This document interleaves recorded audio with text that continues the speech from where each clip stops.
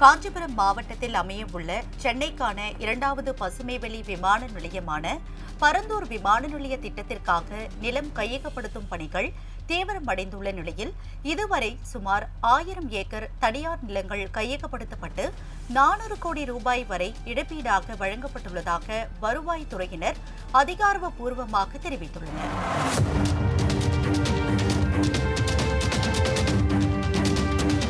சென்னை மீனம்பாக்கத்தில் தற்போது சர்வதேச விமான நிலையம் செயல்பட்டு வருகிறது.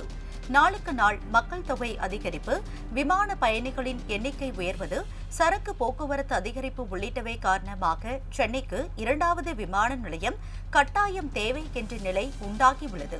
இதனால் சென்னையின் இரண்டாவது சர்வதேச விமான நிலையம் ஸ்ரீபெரும்புதூர் அடுத்த பரந்தூரில் அமைக்கப்பட இருக்கிறது.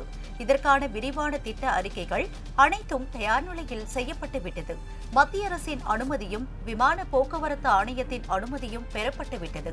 இதனால் விமான நிலையத்திற்கான நிலம் கையகப்படுத்தும் பணிகளை தமிழ்நாடு அரசு முழு வீச்சில் முன்னெடுத்து வருகிறது.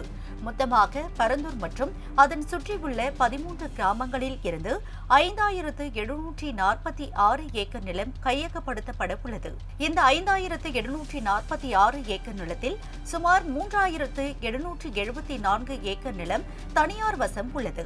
இதனால் வருவாய்த்துறை தரப்பில் நிலம் கையகப்படுத்தும் பணிகள் சில மாதங்களுக்கு முன்பே தொடங்கிவிட்டன. கடந்த மாதம் வரை 540 ஏக்கர் நிலம் கையகப்படுத்தப்பட்டதாக வருவாய்த்துறை தரப்பில் தெரிவிக்கப்பட்டது. இருந்தாலும் இப்பணிகளை ஏகனாபுரம் உள்ளிட்ட 13 கிராமங்களை சேர்ந்த பொதுமக்கள் தீவிரமாக எதிர்த்து வருகின்றனர். கடந்த மாதம் கூட 15வது முறையாக பரந்தூர் விமான நிலைய திட்டத்திற்கு எதிர்ப்பு தெரிவித்து கிராம சபை கூட்டத்தில் தீர்மானம் நிறைவேற்றப்பட்டது. நில எடுப்புக்கு ஒரு தரப்பு எதிர்ப்பு தெரிவிக்கும் நிலையில் மற்றொரு தரப்பினர் தங்களது நிலங்களை விமான நிலைய திட்டத்திற்கு வழங்கி வருகின்றனர். கடந்த ஜூலை 9ஆம் தேதி பரந்தூர், நெல்வாய், பொடவூர், அக்கமாபுரம், வளத்தூர் ஆகிய 5 கிராமங்களை சேர்ந்த 19 பேர் தங்கள் நிலங்களை முதன்முதலாக விமான நிலைய திட்டத்திற்கு வழங்கினார்கள். கடந்த செப்டம்பர் மாத வரையிலான கணக்கீட்டின்படி 12 கிராமங்களைச் சேர்ந்த 441 பேர் தங்களது 566 ஏக்கர் நிலங்களை வழங்கிவிட்டதாக வருவாய்த்துறையினர் கூறியுள்ளனர். இந்நிலையில் அக்டோபர் மாதம் இறுதியிலான கணக்கெடுப்பின்படி 1000 ஏக்கர் நிலங்கள் கையகப்படுத்தும் பணி முடிந்துவிட்டதாகவும் இதற்காக இழப்பீட்டு தொகையாக 400 கோடி ரூபாய் வழங்கப்பட்டிருப்பதாகவும் வருவாய்த்துறையினர் அதிகாரப்பூர்வமாக தெரிவித்துள்ளனர்.